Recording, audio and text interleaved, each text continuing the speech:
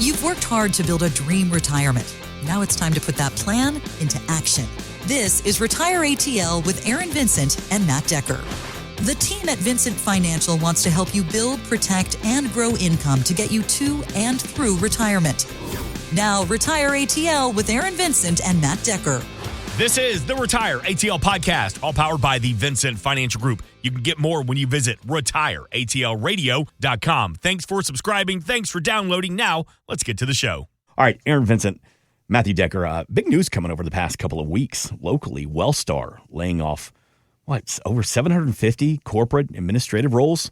They were cut. We got some information about exactly what that means. But I think the bigger story, Aaron, is about, you mentioned off the air that, and this may be a sign of things to come. So to those adults that think that maybe that pink slip, maybe in the future, maybe something doesn't feel, your spidey senses are going off. How do we prepare for, a situation like this? Yeah, this story hit at the same time as we just have begun to see in our office as people are coming in and we're kind of hearing their stories and they're wanting a second opinion or they're wanting to look at their 401k and we're hearing more and more like, hey guys, I got an email from HR and they made an offer and I kind of feel like there's some writing on the wall. And then stories like this hit where no, it's happening. And then broader, there's a thing happening in our whole, kind of society in our country that is in the wake of companies adjusting to the AI world and, how to manage that. And we've seen like retail and obviously here we're talking about healthcare and of course tech.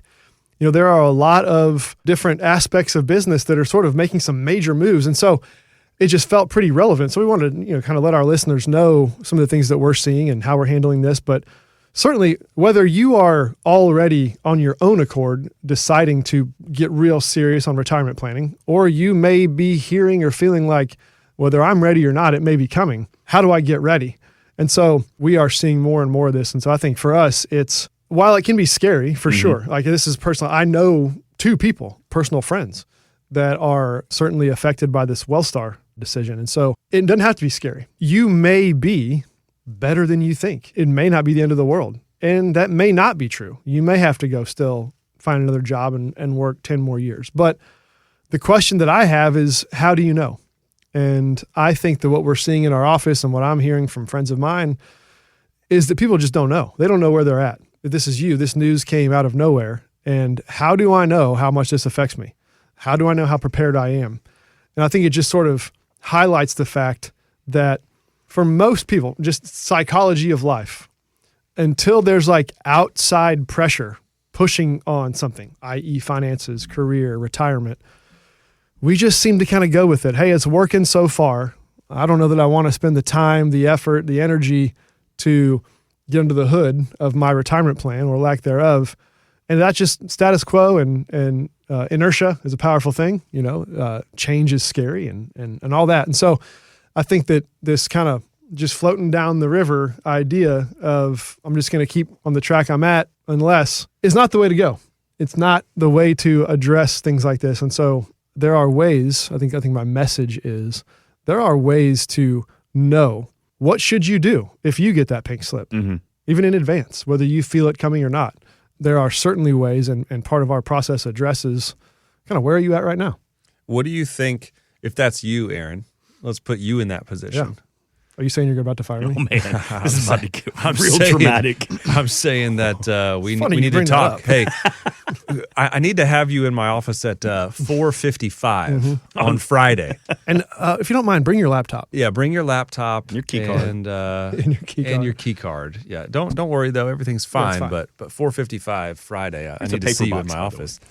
No, I'm just curious if that was you, because what we do on a daily basis. And you've seen thousands of conversations about layoffs and retirement and where am I at versus, where am I actually financially versus where I think I might be. Sure. And so I guess I'd want to know from you, if that's you, like what's your first step? What kind of clarity are you hoping to gain? Yeah. And maybe provide some context on, like, is that a painful process? Is that a painless process? like what am I actually getting into here? Yeah. So I just turned 44 years old last month. And so I think if suddenly I was working for Wellstar and I suddenly got laid off, what I would want to know first, I think, just thinking out loud, is my body of work so far, my career up to this point, my saving, my 401k, my whatever retirement planning and saving I've done so far, where am I? Like, what have I built so far? It's easy to not know. It's easy. I would say most don't know. Yeah. Yeah. And so I would want to know, what have I built so far? What track am I on? And so that would tell me two things. One, it would tell me either this is really urgent and I've got to go find like work ASAP. And that might even dictate what job I have to look for and accept. Yeah. Which would be unfortunate, if you couldn't do this at a pace that was, and find a job that really suited you. If you find out you're behind, you're saying. Yeah. Find out you're behind. That's stressful. Yeah. But you want to know. You do want to know. Because if you're behind, you don't know, it's even worse. Right. And let's say I go through that process and find out that wow, that head down like every 2 weeks out of my paycheck, there was a 401k contribution. And that actually amassed more than I realized. Yeah. Maybe I can afford to take a couple months here and actually think about what I want to do for the next 10, 15 years of my life. We should also say that, we said a lot of people don't know where they are. Yeah. I want to provide a little bit more context on that. I think a lot of people know how much they've saved. Like, you're not ignorant to the balance in your accounts. Yeah. You know what your balance is. Right. Most people do. But I think where people get sidetracked is, what does that mean though? Like, okay, I look at my account and I see the number, but what does that actually mean for me being, 58 years old? I'm pretty healthy. I'm not going to turn on Social Security for like maybe, 7 to 10 years, depending on, exactly how old you are. What does that number actually mean for me? Yeah. I know what the number is. My 401k balance is $800,000. And what does that mean for retirement? Right. Right. And so I think where it's easy to just get lost is like, are you ahead or behind the trend line that maybe you need to be on? That's what's hard to quantify. Yeah. How do you know when you've done enough and when you haven't done enough?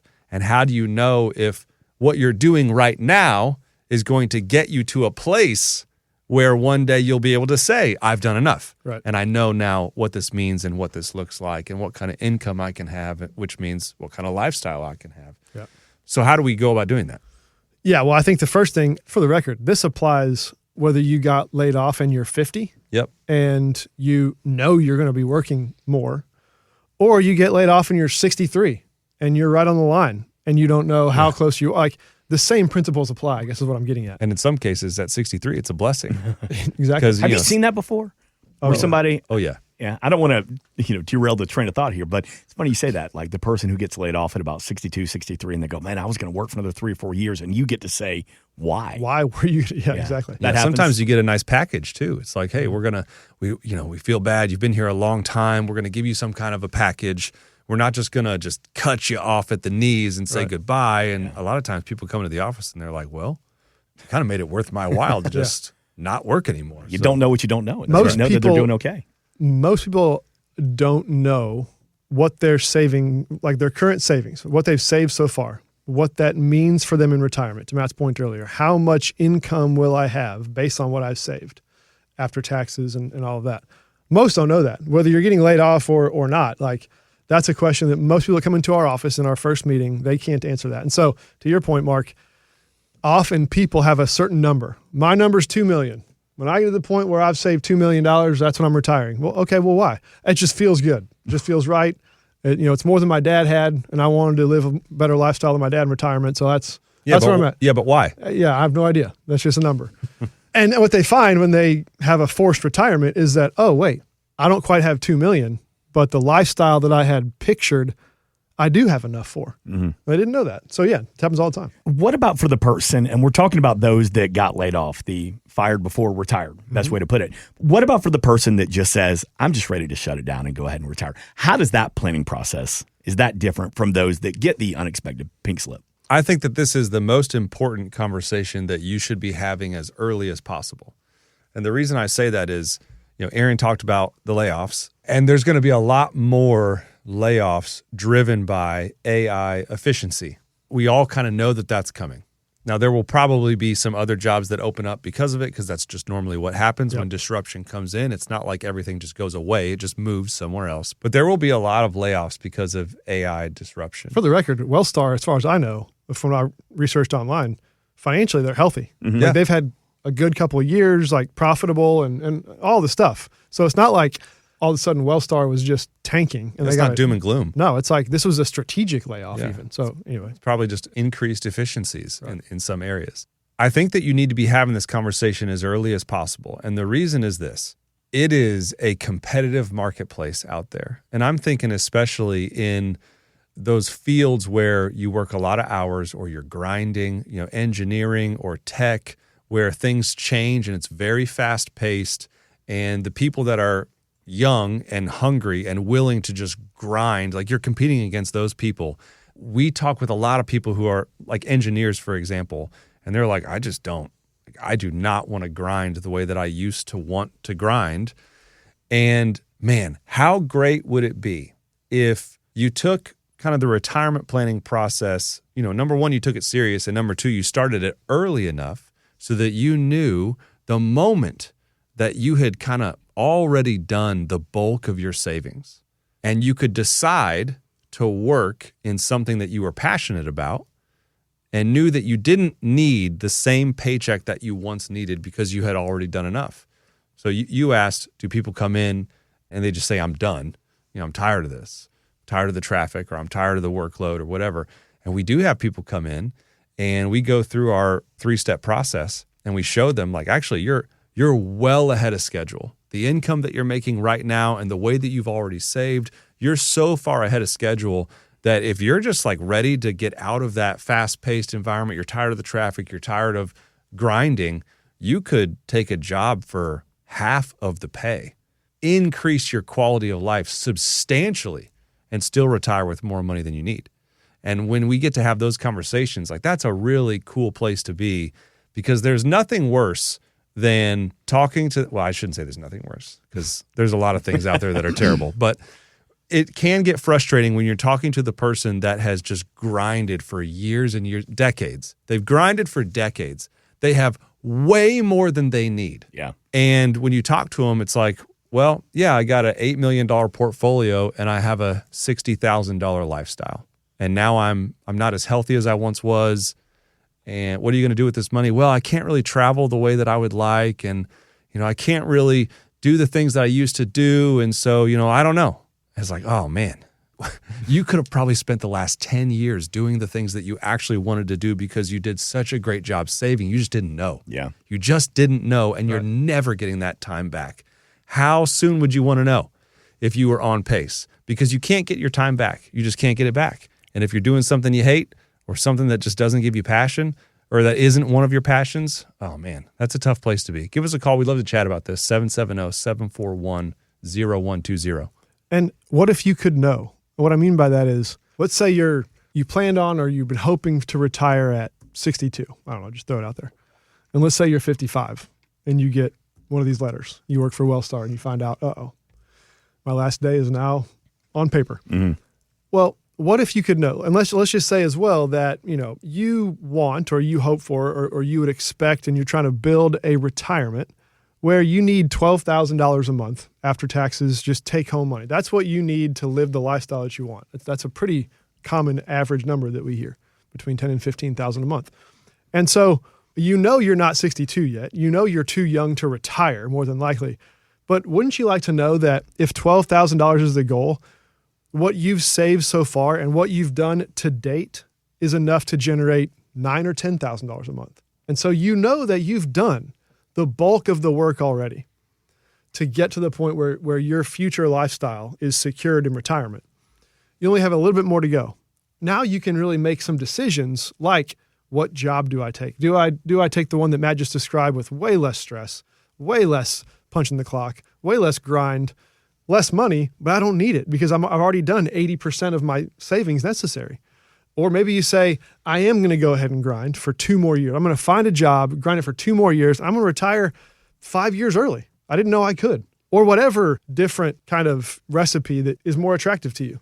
We also see a lot where it's like one spouse is in a job that they love and they want to continue it. And they like their job and they like their community and they like what they're doing and they want to continue working. And you just got the pink slip and you feel the pressure like, oh no. Yeah. But it may very well be that you can retire.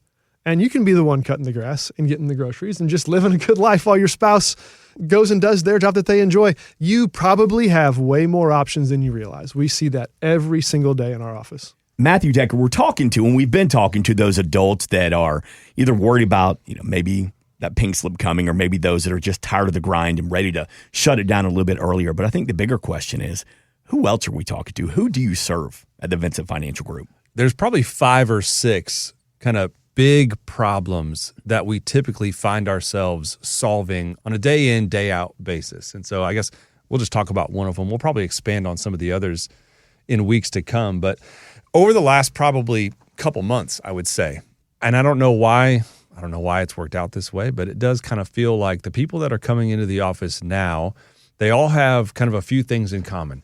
They're somewhere between the ages of like 60 and 70 years old. And most of them have saved 7 figures in their different retirement accounts. And I think the thing that ties them all together is, and it's probably because we talk a lot about taxes on the air and through our educational workshops, but a lot of them are coming in 7 figures. They're 60 to 70 years old, somewhere in there. And most of their money is sitting in a qualified account. So a qualified account would be like your 401k, or an IRA. You might have a SEP or a simple, a 403b, a TSP. Those are all qualified accounts. So they're coming into the office. They've got the bulk of their retirement savings is sitting in those qualified accounts. And they're looking at it and they're saying to themselves, like, I know that that's not all mine, right? Because when you put that money into a qualified account, a tax-deferred account, you basically have a silent partner. Aaron and I are business partners. Neither one of us is silent, but if one of us was silent, what that would mean would be like, let's say that I was the silent partner in the business here. Aaron is doing all the work, and I've maybe made an investment in the business. I don't run the business. I don't have necessarily a say in the business, but I get to participate in the profits of the business. Like that's a silent partner. And what a lot of people are coming to the office and they're starting to realize is, they don't use these words, but we use these words. I've got a silent partner in my retirement because the majority of my dollars are sitting in qualified accounts.